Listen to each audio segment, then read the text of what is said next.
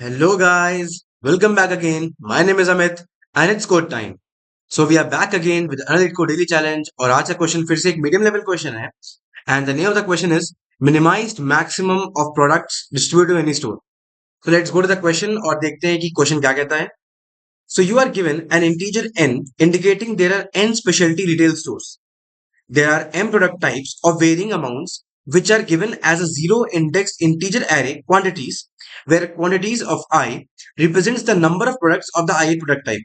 तो बेसिकली क्या कहता है कि तुम्हारे पास n दुकानें हैं, n अलग अलग रिटेल स्टोर्स हैं, ठीक है, तुम्हें बैलेंस दे रखा है और तुम्हें कहा गया है कि तुम्हारे पास एक एरे दिया हुआ है क्वांटिटीज नाम का जो बेसिकली m साइज का है, जहां m बताता है कि different number of different types of products. So basically तुम्हारा जो क्वांटिटीज एरे है उसमें m डिफरेंट टाइप के प्रोडक्ट्स हैं और जो क्वांटिटीज ऑफ आई है, जो ith इंडेक्स है, वो बेसिकली बताता है कि ith जो तुम्हारा प्रोडक्ट है उसकी कितनी क्वांटिटी है, उसके कितने यूनिट्स हैं. ठीक है. So basically quantities of I represents the number of products of the ith type. ठीक है. You need to distribute all products to the retail stores following these rules. याद रखना, हमें सारे के सारे प्रोडक्ट्स को डिस्ट्रीब्यूट करना है रिटेल स्टोर्स के बीच में. जो भी हमारे दुकानें हैं, एन दुकानें हैं, उनके बीच में सारे के सारे प्रोडक्ट्स को डिस्ट्रीब्यूट करना है. ओके. और रूल्स क्या फॉलो करने हैं? A store can only be given at most one product type but can be given any amount of it. So पहला रूल क्या है? पहला रूल ये कहता है कोई भी एक दुकान तुमने मान लो उठाई, उस एक दुकान को तुम कोई एक ही टाइप का प्रोडक्ट दे सकते हो. फॉर एग्जाम्पल, तुमने अगर ith टाइप का प्रोडक्ट चुन लिया तो आई के अलावा कोई भी और टाइप का प्रोडक्ट तुम उस दुकान को नहीं दे सकते हो. ठीक है. तुमने लेट्स से कि कोई दुकान थी कोई मान लो, ठीक है, और तुमने डिसाइड किया कि तुम उस दुकान को ith टाइप का प्रोडक्ट बेचने वाले हो या देने वाले हो. तो तुम ith टाइप का जितना भी प्रोडक्ट देना चाहते हो, अगर तुम ith जो प्रोडक्ट है उसकी जितनी भी क्वांटिटी दे सकते हो तुम उतनी दे सकते हो, लेकिन तुम ith टाइप के अलावा कोई भी और टाइप का प्रोडक्ट नहीं दे सकते उस स्टोर को. ठीक है. तो तुम्हें कोई एक प्रोडक्ट टाइप चुनना है और तुम उस प्रोडक्ट टाइप का कितना भी दे सकते हो. कितना भी दे सकते हो का मतलब कि सिंपल सी बात है, उतनी कैपेसिटी होनी भी चाहिए, उतना वैल्यू क्वांटिटी एरे में होना भी चाहिए, तभी तुम उतना दे पाओगे. राइट. उसके बाद क्या कहते हैं? After distribution, each store will have been given some number of products, possibly zero. Simple सी बात है, हर एक जो दुकान है, जब डिस्ट्रीब्यूशन कंप्लीट हो जाएगा तो सबके पास कुछ कुछ प्रोडक्ट आया होगा, या तो कुछ आया होगा या तो जीरो भी हो सकता है. क्या पता किसी दुकान को कुछ भी ना मिल पाया हो, ऐसा भी हो सकता है. तो क्वेश्चन में याद रखो, ये अलाउड है कि किसी दुकान को कुछ ना मिले, ये भी अलाउड है हमें कि किसी भी दुकान को कुछ ना मिले. For example, shop is left that it gets no product. Okay, it gets no product, it has no products. Right, वो खाली दुकान है. Okay. Let x represent the maximum number of products given to any store. You want x to be as small as possible. In other words, you want to minimize the maximum number of products that are given to any store. Return the minimum possible x. So basically क्या कहता है, जब तुमने distribution कर दिया उसके बाद late say कि तुमने हर एक दुकान को कुछ कुछ प्रोडक्ट्स दिए हैं, उसके बाद तुम्हें देखना है जो तुमने करेंटली डिस्ट्रीब्यूशन किया है उसमें देखो मैक्सिमम कितना है. ठीक है. तुमने किसी भी दुकान को मैक्सिमम प्रोडक्ट कितना दिया है वो तुम्हें उठाना है और वो तुम्हारी वैल्यू है, वो बेसिकली तुम्हारी मैक्सिमम वैल्यू है कि तुमने किसी भी स्टोर को कितना दिया है. तुम्हें इसी मैक्सिमम वैल्यू को मिनिमाइज करना है. ओके. क्या करना है? इसी मैक्सिमम वैल्यू को तुम्हें मिनिमाइज कर देना है. क्या ढूंढना है? बेसिकली कि तुमने सबसे पहले जितने भी प्रोडक्ट्स थे उनको डिस्ट्रीब्यूट किया सारे सोर्स के बीच में. उसके बाद जो तुमने डिस्ट्रीब्यूशन किया है उसमें देखो कि मैक्सिमम क्वांटिटी तुमने किसी भी स्टोर को क्या दी है. ये जो ये वैल्यू आई है तुम्हें इसी को मिनिमाइज करना है, इसी की मिनिमम वैल्यू फाइंड करनी है. You have to minimize the maximum value और maximum products given to any store. ठीक है.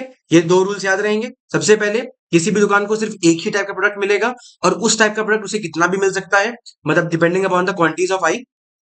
एट द सेम टाइम, जब डिस्ट्रीब्यूशन कंप्लीट हो जाएगा उसके बाद हम देखेंगे कि मैक्सिमम प्रोडक्ट किसी भी दुकान को कितना दिया गया है और हमें इसी मैक्सिमम वैल्यू को मिनिमाइज करना है. हमने देखना है कि क्या मिनिमम वैल्यू हम दे सकते हैं किसी भी स्टोर को. ठीक है. सच दैट कि ये डिस्ट्रीब्यूशन कंप्लीट हो जाए और हर एक सारे प्रोडक्ट्स कंप्लीट हो जाए. ठीक है. याद रखना, इस क्वेश्चन में ये इंपॉर्टेंट नहीं है कि हर एक दुकान को एटलीस्ट एक प्रोडक्ट मिल रहा है. इस क्वेश्चन में ये इंपॉर्टेंट है कि सारे प्रोडक्ट्स बेचे जा रहे हैं, जितने प्रोडक्ट्स हैं वो सबके सब दुकानों में बट जा रहे हैं. कोई भी प्रोडक्ट नहीं बचना चाहिए. चाहे कोई दुकान आखिरी में खाली रह जाए जिसको कोई प्रोडक्ट ना मिले, पर ऐसा कोई प्रोडक्ट नहीं होना चाहिए जो कि किसी दुकान को ना मिला हो. सारे प्रोडक्ट बट जाने चाहिए. Okay. Now let's go to test cases. First test cases n equal to 6. तो हमारे पास सिक्स रिटेल स्टोर्स हैं और क्वांटिटीज क्या है? बेसिकली दो टाइप के प्रोडक्ट है हमारे पास. पहला जो प्रोडक्ट है उसकी 11 क्वांटिटीज है, 11 यूनिट्स है, और जो दूसरा वाला प्रोडक्ट है उसकी 6 क्वांटिटीज है. ठीक है. अब डिस्ट्रीब्यूशन करने की कोशिश करते हैं. ठीक है. 6 दुकान है तो one of the optimal base is what? 11 products हैं ऑफ टाइप 0, और तो पहले की जो 4 दुकानें हैं उनमें इस तरीके से बांट दो, 2 3 3 3, तो यहाँ पर कितना हो गया, 2 + 3 5, 5 + 3 8 + 3 11, तो यहाँ पर 11 प्रोडक्ट कंप्लीट हो गए। तुमने क्या किया, पहली दुकान को 2 दिए, दूसरी दुकान को 3 प्रोडक्ट दिए, फिर तीसरी दुकान को 3 प्रोडक्ट दिए, चौथी को भी 3 दिए, तो यहाँ पर मैक्सिमम कितना आ रहा है, यहाँ पर मैक्सिमम आ रहा है 3। अभी एक चीज खत्म नहीं हुई, अभी डिस्ट्रीब्यूशन कंप्लीट नहीं हुआ है, क्योंकि सारे प्रोडक्ट्स अभी बांटे नहीं गए हैं। जो आखिरी की दो दुकानें हैं, जो आखिरी की दो दुकानें कौन बच रही हैं, 5th और 6th, और उनके लिए सेकंड टाइप वाला प्रोडक्ट बचा हुआ है। तो हम क्या करते हैं, इसको 3 3 में बांट सकते हैं, करेक्ट। तो हमने क्या किया, the 6 products of type 1 are distributed to the other 2 stores in these amount 3,3। तो हमारे पास कुल मिला के डिस्ट्रीब्यूशन क्या आया, कि पहले के 4 स्टोर्स को जो है वो क्या दिया गया, 2 3 3 3, और आखिरी के दोनों को 3 3 दिया हुआ है। तो बेसिकली एक दुकान को 2 प्रोडक्ट मिले हैं और बाकी सबको 3 3 प्रोडक्ट्स मिले हुए हैं, राइट। अब तुम्हें क्या बताना है, तुम्हें बताना है बेसिकली इसका मैक्सिमम क्या है, तो मैक्सिमम क्या हो जाएगा इसका, 2,3,3 का सबका, इट विल बी 3। सो ये इसकी ऑप्टिमल वैल्यू है, that's why the answer is 3। अगर तुम ट्राई करना चाहो, लेट्स से कि तुम डिसाइड करते हो कि मैं इससे भी मिनिमाइज कर सकता हूँ, याद रखो तुम्हें क्या करना है, मिनिमाइज द मैक्सिमम वैल्यू।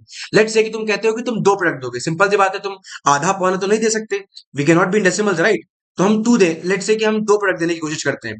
अगर हम सबको 2 प्रोडक्ट देने की कोशिश करेंगे, तो मान लो हमने इधर से 2 दे दिए, अब सिंपल सी बात है, यहाँ पर हमें सारे प्रोडक्ट कंप्लीट करने हैं, तो सिंपल सी बात है, यहाँ पर हमको 6 देने, यहाँ पर 6 दुकानें कंप्लीट हो जाएंगी। Let's say let's say we decide let's say we decide to give 2 products. तो क्या होगा, पहली दुकान को 2 मिल गए, दूसरी दुकान को 2 मिल गया, फिर तीसरी दुकान को भी 2 मिल गया, चौथी दुकान को भी 2 मिल गया, पांचवी दुकान को भी 2 मिल गया। अब एक बच रहा है, याद रखना ये 11 है, तो 2 5 जा 10, अभी तक सिर्फ 5 दुकानें हुई हैं। अब क्योंकि हमें कोई प्रोडक्ट नहीं छोड़ना है, हमें सारे प्रोडक्ट देने हैं, तो इसका मतलब मजबूरी में हमें छठी वाली दुकान को क्या देना पड़ेगा, एक प्रोडक्ट देना पड़ जाएगा, राइट। और हमारे पास अब क्या है, 6 दुकानें पूरी हो गई हैं और अभी भी एक प्रोडक्ट बचा हुआ है। याद रखो कंडीशन क्या थी, कि हम एक स्टोर को सिर्फ एक ही टाइप का प्रोडक्ट दे सकते हैं, तो हम चाह के भी कोई भी ऐसा स्टोर नहीं रह गया है जिसको हम प्रोडक्ट दे पाए, राइट। तो इसका मतलब हमारे यहाँ पर क्या है, इस केस में हमारी प्रोडक्ट्स छूट रहे हैं, that's why 2 can not be an optimal answer, इसलिए इस क्वेश्चन का आंसर 2 नहीं है और मिनिमम 3 है, right. So the minimize maximum value for this test case is 3। Okay, let's go second test case. Second test case में क्या है, 15 10 10। So basically these are the 3 types of quantities, 3 types of products, और इनकी quantities है 15 10 10, 7 दुकानें हैं, और distribution करके आप देख सकते हो। पहला डिस्ट्रीब्यूशन क्या है, पहली 3 दुकानों में 5 5 5 बांट दिया, दूसरी दुकानों में फिर से 5 5 बांट दिया, फिर सब में 5 ही 5 बांट दिया, सबको 5 5 दे दिए। अच्छा, एक चीज आपको बड़े ध्यान में थोड़ी समझ आई होगी, कि इक्वी डिस्ट्रीब्यूशन तुम्हारा काफी हद तक आंसर को बता सकता है। अगर तुम सब में बराबर बराबर बांटने की कोशिश करो, तो शायद ऐसा पॉसिबल है कि तुम्हें अपना मिनिमाइज मैक्सिमम वैल्यू मिल जाए। Okay, but this is not going to be the accurate case in every case, ठीक है। ये हर बार एक्यूरेट नहीं होगा, ठीक है। एक हम आइडिया तो लगा सकते हैं, सिंपल सी बात है, कि अगर हम सब में बराबर बराबर बांटने की कोशिश करें, कि हर एक दुकान को बराबर बराबर देने की कोशिश करें, सिंपल सी बात है कि हम सबको बराबर देने की कोशिश करें, दिस मीन्स कि हमारा जो मैक्सिमम वैल्यू है वो अपने आप मिनिमाइज हो जाएगा, right. But I will show you कि ये हर बार ऑप्टिमल नहीं होता, हर बार ये आपको सही आंसर नहीं देगा। ओके, जैसे कि ऊपर वाले केस में ही देख लो, ठीक है।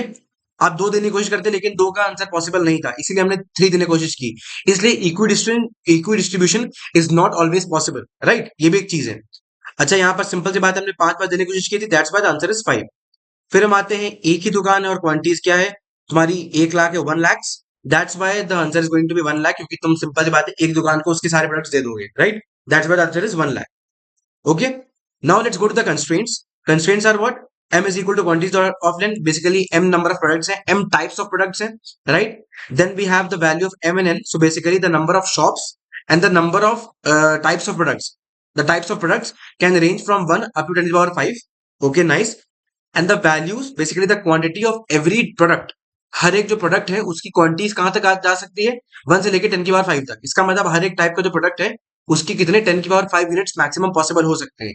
तो आई थिंक ये कंस्ट्रेंट्स क्लियर है और क्वेश्चन का एक्सप्लेनेशन भी क्लियर है कि हमको किस चीज पे फोकस करना है, right. Now let's go to the the brute force approach, इसको सॉल्व कैसे करना है। सबसे पहला आइडिया जो नाइव अप्रोच ये आता है, कि भैया ऐसा करते हैं ना, हम ट्राई कर लेते हैं अलग अलग वैल्यूज को। हम क्या करते हैं, एक लूप चलाते हैं, ठीक है, और ट्राई करके देखते हैं कि भाई हम उतना दे भी सकते हैं कि नहीं दे सकते हैं, right. The first approach is the first approach can be what, कि try out different values of X to be given to each store. ठीक है, याद रखो हम यहाँ पर फोकस कर रहे हैं कि हम कितना किसी प्रोडक्ट किसी भी दुकान को दे रहे हैं, किसी भी शॉप को कितने प्रोडक्ट्स दे रहे हैं, हम उस पर फोकस करने वाले हैं, right. That's why we are going to try out different values of X. X basically denotes the number of products that we are going to give to each store. ठीक है, to each store. Check if it's possible, if it's possible to do so,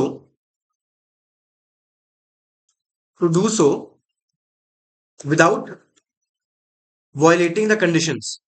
ठीक है, simple से क्या कर सकते हो तुम एक लूप चला सकते हो जिसमें तुम अलग अलग एक्स की वैल्यूज, बेसिकली एक्स मतलब यहाँ पर क्या है कि डिफरेंट डिफरेंट क्वांटिटीज जो है कि तुम कितना देने वाले हो हर एक स्टोर को। ठीक है, तुम उस पर फोकस कर सकते हो। ठीक है, वो आउटर लूप होगा और एक इनर लूप में तुम चेक कर सकते हो कि भाई ये हमारी जो जो कंडीशंस मेरी दोनों दी हुई हैं, बेसिकली दूसरी वाली कंडीशन नहीं, जो दूसरा वाला जो इसमें पॉइंट दिया हुआ है, that is actually not the condition, that is actually the thing that we have to achieve, that we have to find. तो मेनली पहली कंडीशन से ही डील करना है हमको कि भाई दो टाइप के प्रोडक्ट्स सिमिलर एक उसको ना जाए और सारे के सारे प्रोडक्ट्स को भी दे देना है। तो बेसिकली ये दो मेन कंडीशंस को फॉलो करना है, सारे प्रोडक्ट्स खत्म हो जाने चाहिए और एक स्टोर को सिर्फ एक टाइप का प्रोडक्ट ही मिलना चाहिए। तो हम क्या कर सकते हैं, हम दो लूप रन कर सकते हैं, राइट। हम दो लूप रन कर सकते हैं। इसमें जो आउटर लूप होगा वो कहां से कहां तक चलेगा, तो बेसिकली हम मिनिमम कितना, या तो जीरो देंगे, राइट। जीरो क्या, मान लो एक भी दे सकते हैं, जीरो का मतलब है हमने किसी को कुछ दिया ही नहीं, राइट। तो हम क्या कर सकते हैं कि मिनिमम सबको एक एक दे सकते हैं, राइट, हम ये मान के चल सकते हैं। ठीक है, और हम कहां से कहां तक जा सकते हैं, मैक्सिमम नंबर ऑफ प्रोडक्ट्स किसी को कितना दे सकते हैं, that can be the maximum value in the array, right. एक अपर बाउंड लेने के लिए मैं कह सकता हूं कि कहां तक मैं जा सकता हूं, आई कैन से कि maximum value in the array और the maximum quantities is actually the range, कि मैं कितना किसी स्टोर को प्रोडक्ट दे सकता हूं, राइट। सो बाहर का लूप रन करोगे 1 2 लेके मैक्स के लिए। ठीक है, और जो इनर लूप होगा, outer loop works for what, 1 2 max. ठीक है, 1 2 मैक्स। ओके, और तुम्हारा इनर लूप जो होगा वो कहां से कहां तक चलेगा, वो तुम्हारा चल जाएगा कहां से कहां तक, 1 to n। सिंपल सी बात है, वो तो सिंपल सी बात है, में उसके ऊपर आइटरेट करना है कि तुम शॉप्स की में कितना दे पा रहे हो कितना नहीं दे पा रहे हो, उस पर डिपेंडेंट होगा। या फिर तुम इसकी भी जरूरत नहीं है एक्चुअली में, वैसे पड़ी जाएगी, हम ट्राई करने की कोशिश करेंगे कि भाई हम उतना दे सकते हैं कि नहीं दे सकते हैं, राइट। ठीक है, तो ये एक तरीका हो गया, this is actually a way to do it, right. तो मान लो आप n टाइम्स रन कर लोगे इसको, तो इसकी टाइम कॉम्प्लेक्सिटी क्या आ जाएगी, इसकी टाइम कॉम्प्लेक्सिटी आ जाएगी what, around order n into max, right. और क्या n इंटू मैक्स चल पाएगा हमारा, looking at the constraints we can say कि भाई n इंटू मैक्स तो नहीं चलने वाला, क्योंकि मैक्स जा रहा है 10 की पावर 5 तक, n भी जा रहा है 10 की पावर 5 तक। यहाँ पर अभी m की बात आई नहीं है, क्यों, क्योंकि m ने m वाले एरे से डायरेक्टली ये देख लिया है कि हमें कितना लेना है। अच्छा हाँ, एक चीज तो हमने ध्यान दी ही नहीं, हमें ये भी तो देखना पड़ेगा कि हमने, ये तो हमारा हो गया बेसिकली ये चूज करना कि हम कितने प्रोडक्ट देने वाले हैं। यहाँ पर अंदर वाला लूप m टाइम्स चलेगा, n टाइम्स नहीं चलेगा, m टाइम्स चलेगा। बेसिकली हम ये चूज कर रहे हैं कि हम कितने प्रोडक्ट देने वाले हैं। उसके बाद हम क्वांटिटीज एरे पे आइटरेट करेंगे और देखेंगे कि अगर लेट से कि मैं डिसाइड किया है कि x नंबर ऑफ प्रोडक्ट्स मैं हर एक शॉप को देने वाला हूँ और मेरे पास y नंबर ऑफ प्रोडक्ट्स हैं, तो मैं कितनी दुकानों को प्रोडक्ट दे सकता हूँ, y बाय x को। तो बेसिकली ये m इंटू मैक्स होगा, right.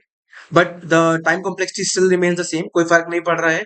The it's still going to give you a TLE, ये आपको फिर भी टीएलई देगा। ठीक है, so this approach is not going to work, ये तो हमें समझ में आ गया। अब इसको कैसे सॉल्व करें, इसको ऑप्टिमाइज कैसे करें, अब इस पे सोचते हैं। उस पे आने से पहले सबसे पहले तो एक चीज इतना समझ में आ गई होगी कि जो आपने यहाँ पर मैंने टेस्ट केस में समझाया होगा। देखो, मैंने 3 देने की कोशिश की थी, राइट। यहाँ पर मैंने 3, जब आंसर हमारे पास था, मैंने 2 देने की कोशिश की थी। अच्छा मुझे ये बताओ, अगर मेरा आंसर 2 के लिए पॉसिबल नहीं है, तो क्या 1 के लिए पॉसिबल होगा, नहीं होगा।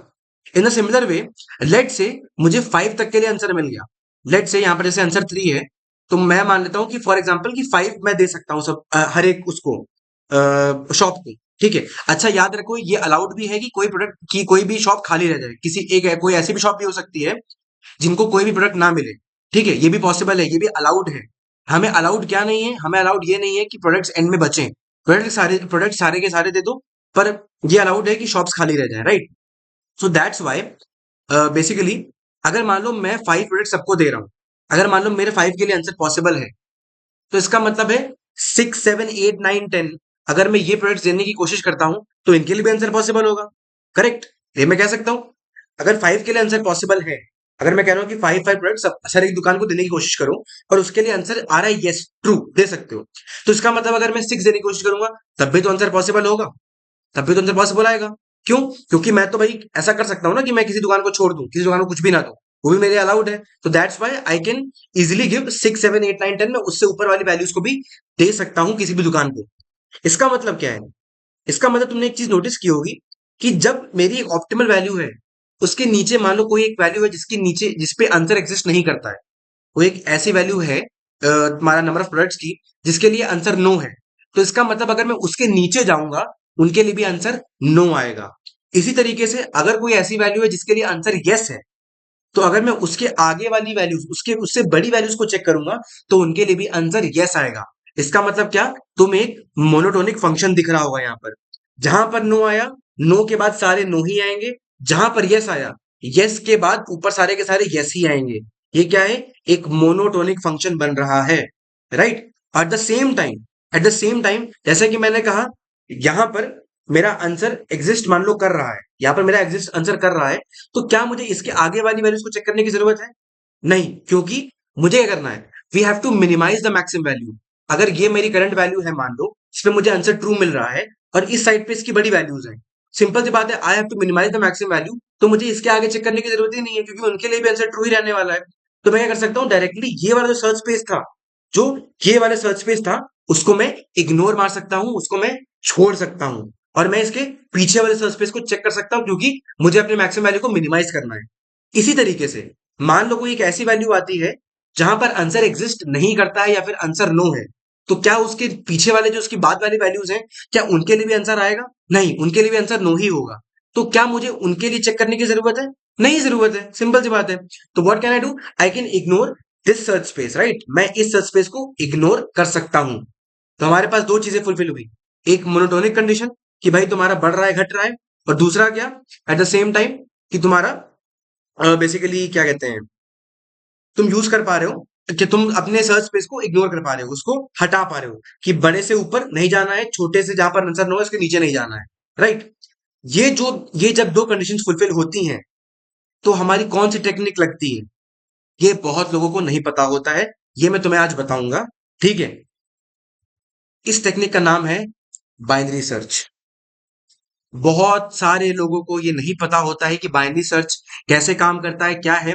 When ever we talk about binary search, the first thing that comes up in your mind is कि find a number in a sorted array. और बहुत लोगों को लगता है कि बाइनरी सर्च यही है। भाई बाइनरी सर्च ये नहीं है। बाइनरी सर्च एक एल्गोरिथम है, एक टेक्निक है जो कि यूज किया जाता है to find a number in a sorted array. वो बाइनरी सर्च का एप्लीकेशन है, पर वो बाइनरी सर्च नहीं है। Binary search is a much wider algorithm, और उसका जो कवरेज है, उसके जो एप्लीकेशन है, वो बहुत वास्ट है। बहुत बार ऐसे क्वेश्चंस होते हैं जिनमें बाइनरी सर्च लग रहा होता है लेकिन आपको वो समझ में नहीं आता है क्योंकि आपको बाइनरी सर्च लगाने के रूल्स पता नहीं होते हैं। तो आज हम वो दो रूल्स पहले देखेंगे कि क्या इंपॉर्टेंट रूल्स हैं, सच दैट कि आप आराम से बिना टेंशन के बाइनरी सर्च किसी भी क्वेश्चन पे लगा पाओ। उसकी दो कंडीशंस होती है। Every binary search problem should fulfill two main conditions, ठीक है। पहली कंडीशन क्या है? पहली कंडीशन है the function followed in the problem should be monotonic, increasing और डिक्रीजिंग स्पेसिफिकली। आपने जितने भी बच्चे देख रहे हैं सबको, आई थिंक अगर आप मैथ्स बैकग्राउंड से नहीं हो, नॉट अ प्रॉब्लम। तो मोनोटोनिक फंक्शंस बहुत सिंपल से होते हैं। मोनोटोनिक फंक्शन या तो इंक्रीजिंग होते हैं या तो डिक्रीजिंग होते हैं, ठीक है। आप अगर नेट पे खोल के अगर मैं सर्च भी कर देता हूँ नेट से, मैं करता हूँ मोनोटोनिक फंक्शंस इन मैथमेटिक्स, ठीक है। तो आप देख सकते हो बेसिकली मोनोटोनिक फंक्शंस क्या होते हैं, is a function that either increases और decreases consistently across its domain. ऐसा कोई फंक्शन जो कि लगातार या तो बढ़ता है या तो घटता है अपने डोमेन में। ये डोमेन क्या होता है? बेसिकली मैथ्स में वो डोमेन अलग चीज है, बेसिकली सिमिलर चीज ही है, ठीक है। पर कंप्यूटर साइंस में जब हम क्वेश्चंस लगा रहे हैं, बेसिकली डीएसए सॉल्व कर रहे हैं, तब क्या है कि हम अपने रेंजेस को खुद चूज कर सकते हैं कि हम किस रेंज में अपने प्रॉब्लम से डील कर रहे हैं, ठीक है। हमें पूरे डोमेन के ऊपर माइनस इन्फिनिटी से प्लस इन्फिनिटी के ऊपर देखने की जरूरत नहीं है। रियल लाइफ वैल्यूज उनसे अलग होती हैं, real life problems mathematical problem से वे डिफरेंट होती हैं। तो इसलिए हमारे जो डोमेन है, हमारे जो रेंज है, वो भी कंस्ट्रेंट होते हैं, वो भी अलग होते हैं। इसलिए हम उसे अलग तरीके से देखते हैं। But the main point is कि मोनोटोनिक फंक्शंस क्या होते हैं, जो कि या तो इंक्रीज होते हैं या तो डिक्रीज होते हैं। याद रखो, तुम सॉर्टिंग जो तुम करते हो ना, कहते हो कि हम एक सॉर्ट एरे में किसी नंबर को फाइंड करना है, तुम इसलिए फाइंड कर सकते हो क्योंकि वो नंबर्स सॉर्टेड होते हैं। लेट से तुम किसी इंडेक्स पे हो और तुम्हें एक वैल्यू ढूंढनी है, तुम्हें मान लो टारगेट वैल्यू ढूंढनी है कि इस इंडेक्स पे है कि नहीं है। अगर मान लो जो मेरे करंट इंडेक्स पे तुम हो, जिस पे हो, उस पे जो वैल्यू है वो मेरी टारगेट वैल्यू से बड़ी है, तो तुम उसके आगे चेक क्यों नहीं करते हो? क्योंकि तुम्हें पता है कि उसके आगे वाली वैल्यूज और बड़ी होने वाली है। सिंपल सी बात है, अगर ये वैल्यू मेरी टारगेट वैल्यू से बड़ी है तो इसके आगे वैल्यूज तो और बड़ी होने वाली है, तो उन पे जाने की जरूरत ही नहीं है, इसके पीछे चेक करो। दैट्स वाई देखो, ये जो इंक्रीजिंग वाली चीज है ना, ये जो सॉर्टिंग आ जाती है, दैट्स वाई। अब बहुत लोगों को ये लगेगा भैया इसका मतलब कि हर बार सॉर्टिंग ही तो लग रही होगी ना किसी टाइप की। भाई तुम अभी देखोगे कि बहुत जगह पर सॉर्टिंग नहीं भी होती है, सॉर्टिंग नहीं लगी होती, तब भी बाइनरी सर्च लग जाता है, क्योंकि कोई प्रॉपर्टी फॉलो होती है। मोनोटोनिक फंक्शन का मतलब ये नहीं होता है कि तुम्हारा एरे सॉर्टेड होना चाहिए, उसमें एक ऐसी प्रॉपर्टी चाहिए होती जो कि मोनोटोनिक होनी चाहिए। क्या होनी चाहिए? प्रॉपर्टी या फिर कोई फंक्शन होना चाहिए जो कि स्ट्रिक्टली इंक्रीजिंग या फिर इंक्रीजिंग या डिक्रीजिंग होनी चाहिए। एरे का इंक्रीजिंग डिक्रीजिंग वे में सॉर्ट होने से कोई मतलब नहीं है। ठीक है, वो एक उसका एप्लीकेशन है पर जरूरी नहीं है। वो तुम्हारे प्रॉब्लम पे डिपेंडेंट है कि प्रॉपर्टी जिसपे तुम काम करने वाले हो। ठीक है, तो लिखा हुआ है in other words F X should be less than equal to F X plus one for all X in the problem, और F of X is greater than equal to, basically भाई या तो ये इंक्रीजिंग होगा या तो ये decreasing होगा। अब ये एफ क्या है? ये बेसिकली फंक्शन है जिसपे हम काम करने वाले हैं। सॉर्टिंग के केस में ये फंक्शन बेसिकली तुम्हारा ऑर्डर को डिनोट करता है। ये जो फंक्शन है ना, बेसिकली ये तुम्हारा ऑर्डर को डिनोट करता है सॉर्टिंग के केस में कि एरे सॉर्टेड है। पर ये फंक्शन चेंज हो सकता है प्रॉब्लम टू प्रॉब्लम। ठीक है, इसलिए सॉर्टिंग और बाइनरी सर्च को एकदम ऐसे चिपका के मत देखो कि भाई जहां पर सॉर्टिंग है सिर्फ वही बाइनरी सर्च लग सकता है। बाइनरी सर्च बहुत जगह लग सकता है। ठीक है, ये अपने दिमाग से निकाल दो तो बहुत सारी चीजें कर लोगे। अच्छा, बीच में नो मिडवेज, ऐसा नहीं कि भाई तुम्हारा फंक्शन ऐसे डामाडोल चल रहा है, ऐसा नहीं कि भाई रैंप बन रहा है। ठीक है, वैली टाइप की बन रही कि ऐसे ऐसे जा रहा है, कह रो भैया कि ये भी तो भैया मोनोटोनिक है कि भाई बढ़ रहा है घट रहा है बढ़ रहा है घट रहा है, नहीं, ये अलाउड नहीं है। या तो ऐसे आएगा या तो ऐसे आएगा। या तो अगर तुम्हें ऐसे और ऐसे वाले फंक्शंस पे लगाना है ना, फॉर एग्जांपल मान लो ऐसी चीजें हैं जहां पर ऐसे फंक्शन तुम्हारे इस तरीके से हैं कि इंक्रीजिंग है फिर डिक्रीजिंग है, तो उनको दो हिस्सों में बांट दो। तो उनके अलग अलग डोमेन से इस वाले पे बाइनरी सर्च लगाओ, इस वाले पे अलग बाइनरी सर्च लगाओ, दोनों पे साथ में नहीं लगा सकते, दैट इज नॉट अलाउड। ठीक है, इसलिए लिखा हुआ है कि choose a range where this is fulfilled. ठीक है, दूसरी चीज क्या है? दूसरी चीज है we should have the possibility and options to remove a part of the search space. ये बहुत ही इंपॉर्टेंट है। ठीक है, बहुत बार ऐसा होता है, आपने डिवाइड एंड कॉन्कर का किसी ने नाम सुना होगा। डिवाइड एंड कॉन्कर बहुत हद तक बाइनरी सर्च जैसा ही काम करता है, बस फर्क इसमें उतना होता है कि तुम डिवाइड एंड कॉन्कर में सर्च स्पेस को इग्नोर नहीं करते हो। मर्ज सॉर्ट, क्विक सॉर्ट, ये सब एल्गोरिथम तुम्हारा डिवाइड एंड कॉन्कर पे ही बेस्ड है। ठीक है, तो डिवाइड एंड कॉन्कर में तुम सर्च स्पेस को इग्नोर नहीं करते हो, बाइनरी सर्च में तुम्हें सर्च स्पेस को इग्नोर करना होता है। मैंने क्या बताया था? जैसे अभी तुम किसी टारगेट वैल्यू को फाइंड करने की कोशिश कर रहे थे अपने एरे में, उसमें क्या कर रहे थे? अगर मान लो जो करंट वैल्यू है वो मेरी टारगेट वेरिएबल से बड़ी है, तो क्या करते थे? आगे चेक नहीं करते थे। तुमने क्या किया? यहाँ पर जो आगे वाला सर्च स्पेस था उसको इग्नोर मार दिया, उसको हटा दिया, उसको चेकिंग से हटा दिया, अपना सर्च स्पेस को तुमने छोटा कर दिया। करेक्ट, इस तरीके से मान लो कोई नंबर ऐसा है, मान लो कोई इंडेक्स ऐसा है जहां पर जो वैल्यू है वो मेरे टारगेट वैल्यू से छोटी है, तो क्या करोगे? इसके जो पहली वाली वैल्यूज हैं उनको चेक करने का मतलब नहीं है, तो तुम क्या करोगे? उनको इग्नोर कर दोगे, राइट? तो तुम्हारे पास क्या होना चाहिए? ये ऑप्शन होना चाहिए कि तुम रिमूव कर सकते हो depending upon some conditions, you can remove your search space.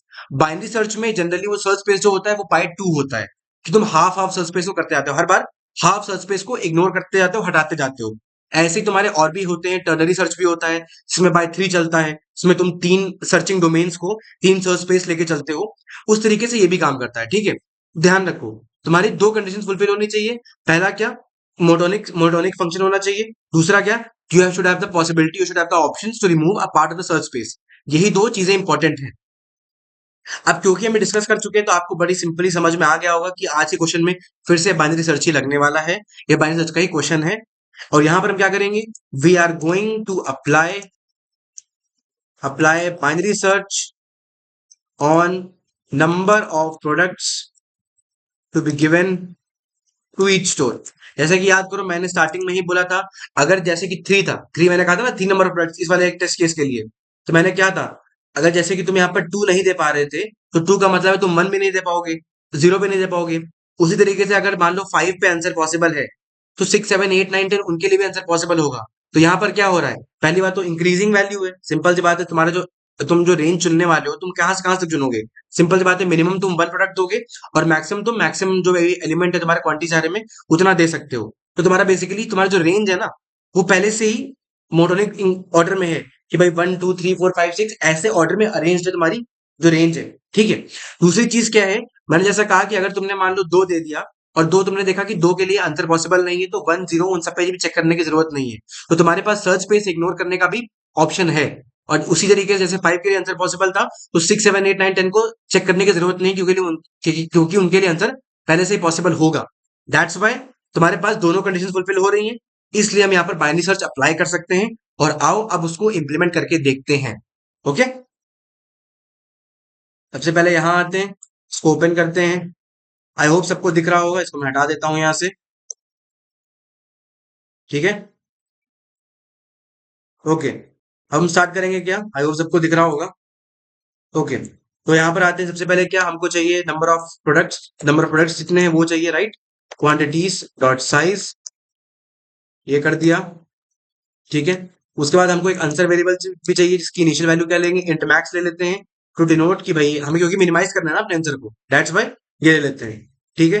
अब क्या करेंगे, अब स्टार्ट वेरिएबल, स्टार्ट की वैल्यू कहां से जाएगी, 1 से मिनिमम एक प्रोडक्ट को देना ही देना है, ये मैं मान के चल रहा हूँ, ठीक है, कि मैं मिनिमम सबको एक देने का ट्राई करूंगा। किसी के लिए 0 आ जाएगा तो that is a different thing, ठीक है। उसके बाद एंड, मैक्सिमम कितना किसी को दे सकते हैं, that will be the maximum element in the quantities array, simple सी बात है।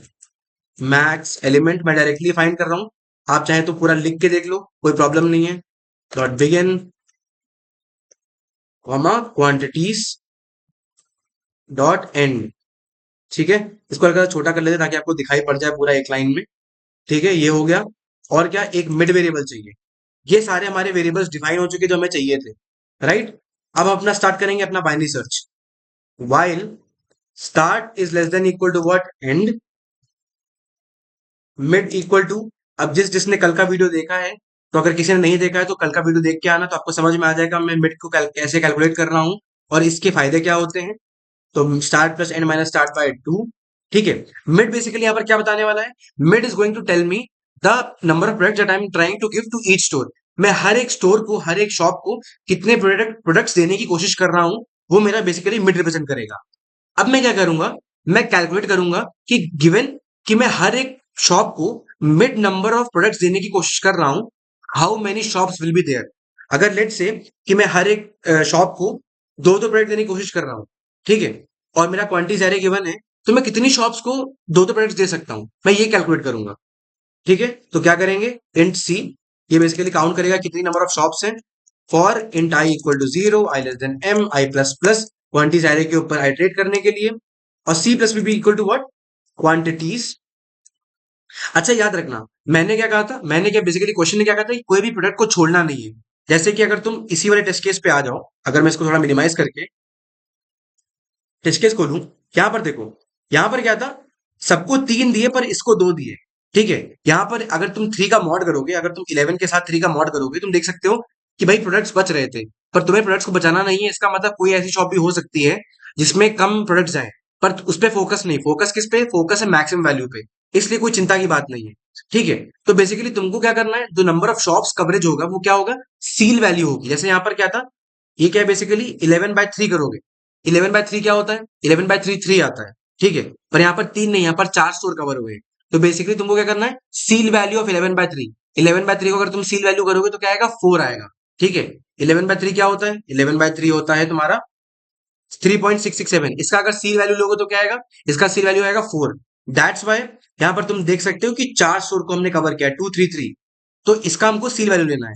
अब सील वैल्यू लेने के लिए तुम दो चीजें कर सकते हो, या तुम इनबिल्ट सॉर्टिंग, इनबिल्ट जो सील फंक्शन है उसका इस्तेमाल कर सकते हो, but I generally do not prefer that. मैं उसकी जगह पर आपको एक बेटर टेक्निक बताता हूँ। ये टेक्निक में बहुत पहले, बहुत ही पहले स्टार्टिंग, आई थिंक इनिशियल के वीडियोस में मैंने कभी ये सेम टेक्निक को डिस्कस किया था। तो क्या कर सकते हो, इस तरीके से फाइंड कर सकते हो, दिस इज अ बेटर वे, ठीक है। इसमें तुम्हें पॉइंट्स का जो डेसिमल वैल्यू उसकी चेक करने की जरूरत नहीं है। तुम क्या कर सकते हो, whenever you want to find the ceil value of a by b, just do a plus B minus 1 divide by b, that will give you the ceil value of a by b. तो ये चीज याद रख लो, ये चीज यहां पर मैं लिख भी देता हूं, ठीक है। The ceil value of a by b is equal to what, a plus B minus one by b. यहाँ पर क्या है, ये सिंपल इंटीजर डिवीजन है। ठीक है, मैं यहाँ पर मशीन के हिसाब से बेसिकली, आप कोड तो लैपटॉप पे करोगे, अपने कंप्यूटर पे करोगे, तो बेसिकली वो इंटीजर डिवीजन को ऐसे करता है। ठीक है, कि वो डायरेक्टली पॉइंट्स को नहीं रखता है। तो such that you get the right answer. तो उसको सही करने का तरीका क्या है, A plus B minus one divide by B. This is a better वे।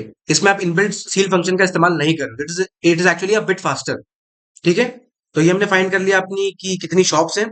अच्छा, अब मुझे ये बताओ, अब हमने ये काउंट कर लिया, अब अगर जो मेरी नंबर ऑफ शॉप्स हैं, जो अभी मैंने काउंट किए, अगर वो एन से बड़ी है, इसका मतलब क्या हुआ, इसका मतलब क्या हुआ,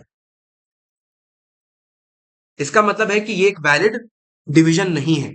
ये क्या है, एक वैलिड डिवीजन नहीं है। ठीक है, ये एक वैलिड डिवीजन नहीं है। अगर मेरी जो नंबर ऑफ शॉप्स है ना, अगर वो तुम्हारी एन से बड़ी आती, मान लो जैसे एन नंबर ऑफ शॉप्स थी, और तुमने जो शॉप्स काउंट किए कि तुम जिनको सबको मिड देते जा रहे हो, तुम क्या कर रहे हो, सबको मिड दे रहे हो। याद रखो, तुम्हें बांटनी तो एन शॉप्स के बीच में ही है ना, वो वैल्यूज को एन शॉप्स के बीच में बांटना है। अगर तुम्हारी जो नंबर ऑफ शॉप्स है वो एन से बड़ी आती है, एन से बड़ी आती है, इसका मतलब क्या है कि अगर तुम एन शॉप्स के बीच में वही मिड वैल्यू को डिस्ट्रीब्यूट करोगे, तो एंड में तुम्हारे कुछ प्रोडक्ट्स बच जाएंगे। देखो, मैं यहाँ पर क्या काउंट कर रहा हूँ, मैं यहाँ पर काउंट करने की पहले कोशिश कर रहा हूँ कि अगर मैं सबको मिड वैल्यू दूं, अगर मैं सबको mid mid number of products दूं, तो कितनी दुकानों को मैं प्रोडक्ट्स दे सकता हूँ। उसके बाद मेरे पास सी आ गया। सी बेसिकली दिखाता है कि कितनी दुकानें ऐसी थी। अगर जो नंबर ऑफ जो शॉप्स आई हैं, उनकी वैल्यू एन से बड़ी है, याद रखो तुम्हारा एंड में डिस्ट्रीब्यूशन तो एन एन दुकानों के बीच में करना है ना। याद रखो, एंड में जो डिस्ट्रीब्यूशन होना है वो एन शॉप्स के बीच में होना है। इसका मतलब क्या है, जो इस केस में जो काउंट आया है, जो सी आया है, अगर वो नंबर ऑफ शॉप से बड़ा है, इसका मतलब अगर तुम यही क्वांटिटी लेके, अगर तुम मिड को ही लेके, अगर तुम एन नंबर ऑफ शॉप्स के बीच में डिस्ट्रीब्यूट करोगे, तो एंड में कुछ प्रोडक्ट्स बच जाएंगे, जो कि नहीं होना चाहिए। हमें सारे प्रोडक्ट्स देने हैं। दैट्स वाई ऐसे केस में हमको क्या करना पड़ेगा, ऐसे केस में हमको अपने नंबर ऑफ प्रोडक्ट्स को बढ़ाना पड़ेगा कि और प्रोडक्ट्स दो। अगर दो थे तो दो की जगह तीन दो, जैसे कि पिछला केस था। दो है, दो की जगह तीन दो। याद रखो हमने क्या किया था, जब हमने 11 लिया था और दो को लिया था, तो क्या हुआ था, छह शॉप्स कवर हो गई थी, पर फिर भी छह प्रोडक्ट्स बच रहे थे। ये वही कंडीशन है। ठीक है, उस केस में क्या करना पड़ेगा, हमें अपने इसको, अपने नंबर ऑफ प्रोडक्ट्स को, अपने मिड वैल्यू को बढ़ाना होगा। That's why will update start equal to mid plus one.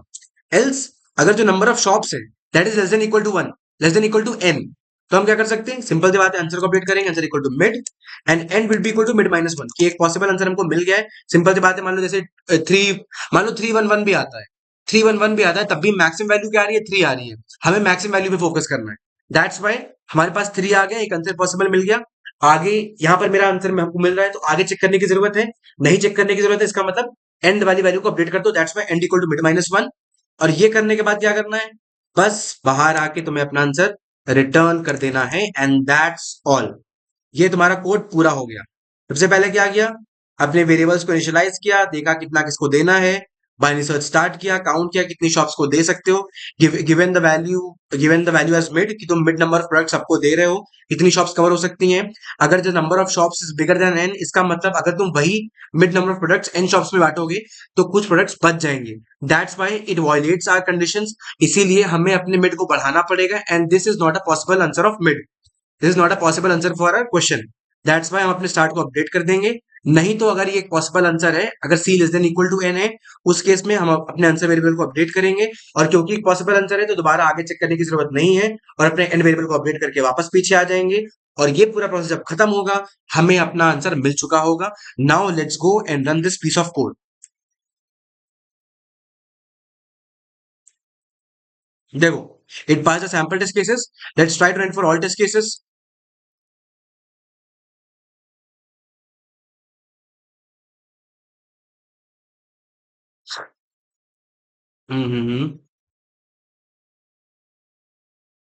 Okay, so yeah we can see कि our code pass all the test cases.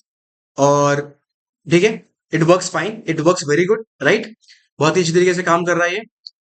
And let's try to analyze the space and time complexity of this approach.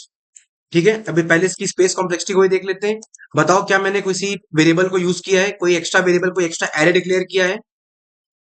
मेरे साथ देखो, नहीं किया है, सिर्फ इन variables को define किया है, कोई भी एरे नहीं लिया है। सिंपल सी बात है, directly we can say it's what, order one, right. अब आते हैं इसके टाइम कॉम्प्लेक्सिटी पे। ठीक है, टाइम कॉम्प्लेक्सिटी पे आते हैं। अच्छा, सिंपल सी बात है। मेरा जो यहाँ पर क्या कहते हैं, जो तुम्हारा बाइनरी सर्च है, वो कब तक चलेगा? बाइनरी सर्च की टाइम कॉम्प्लेक्सिटी क्या होती है? लॉग एन होती है जनरली। पर यहाँ पर लॉग एन नहीं है। ठीक है, ये ध्यान में रखना। छोड़ दो, बहुत बार ये बच्चे गलती कर जाते हैं इंटरव्यू के टाइम पे भी, कि आप लॉग एन बोल देते हो। भाई, जिस वेरिएबल पे बाइनरी सर्च लग रहा है उसके टर्म्स में बोलो। ऐसे जनरल में लॉग एन मत बोल दो। नहीं तो इंटरव्यू कहेगा कौन सा एन भाई, कौन सा एन, एन क्या है यहाँ पर? तुम्हें बताना पड़ेगा। यहाँ पर हम क्या कर रहे हैं, वन से लेके मैक्स पे लगा रहे हैं, तो दैट्स वाई यहाँ पर क्या है, जो बाइनरी सर्च है उसका टाइम कॉम्प्लेक्सिटी क्या है? Log of max. Log of max of quantities. Quantities array में जो भी मैक्सिमम वैल्यू है, उस पे हमारा बाइनरी सर्च लग रहा है, that's why we can say it's log max. अच्छा, क्या है, जो ये तो लॉगरिथम टाइम्स चल रहा है, लॉग मैक्स चल रहा है। यहाँ पर अंदर एक लूप भी चल रहा है, जो कि कितनी बार चलेगा? एम टाइम्स चलेगा। तो टाइम कॉम्प्लेक्सिटी क्या हो गई? M into log max. तो this is our final time complexity. This is what? m into log max. और अगर आप जाके इसका कंस्ट्रेंट चेक कर लो, तो m 10 की पावर 5 था, और मैक्सिमम वैल्यू 10 की पावर 5 तक जाती है। दोनों का multiplication will easily pass all the time limit. आराम से काम कर जाएगा, दैट्स वाई हमारा आंसर चल गया। ठीक है, चाहे तो इसको एक बार देख भी लेते हैं, यहाँ पर एनालाइज करते हैं। Okay, you can see it's m into max. Okay, I don't know, I think leet code का कुछ अलग ही चक्कर रहता है, इसको बहुत बार गलती कर चुका है। स्पेस भी देख लेते हैं, आई मीन कि काफी बार ये गलती करता है। ठीक है, यू कैन सी कि इट इज लॉग मैक्स, देखो एम इंटू मैक्स, स्पेस भी एम इंटू मैक्स है। अच्छा, ये टाइम ही दिखा रहा है। स्पेस इज ऑर्डर वन, चलो स्पेस तो सही दे दी, but okay it is not very reliable, that's why generally इसको स्किप किया करो। अगर आप लीड कोड का यूज करते हो ना, अपनी स्पेस और टाइम कॉम्प्लेक्सिटी को देखने के लिए, तो यूज मत करो, टू बी ऑनेस्ट, क्योंकि ये एआई जनरेटेड है and it can go wrong. वो आपको गलत भी आंसर दे सकता है, जबकि आपका टाइम कॉम्प्लेक्सिटी कुछ और होगा और ये कुछ और देता है। दैट्स वाई आप अपने ऊपर रिलाय करो, अपने तरीके से अच्छे से उसको सीखो, जो कॉन्सेप्ट है टाइम कॉम्प्लेक्सिटी का उसको अच्छे से सीखो। Okay, so I hope ki you understood the question, you understood the code part, and I hope you liked the explanation and you liked the code part. If you liked it, then do like, share, subscribe and comment. Comment करो, share करो, subscribe करो, धर के like करो अच्छे से। ठीक है, क्वेश्चन ग्राइंड करते रहो। You can follow me on LinkedIn and Instagram. Those links are in the description. You can also join our WhatsApp Every channel and as well as the new Telegram channel. Those both links are in the description. और हम कल फिर मिलेंगे एक और question के साथ में। देखते हैं कल क्या हमारे पास आता है। तब तक ग्राइंड करते रहो, क्वेश्चन लगाते रहो, आपस में डिस्कस करते रहो, एंजॉय करते रहो और फोड़ दो। Bye bye guys.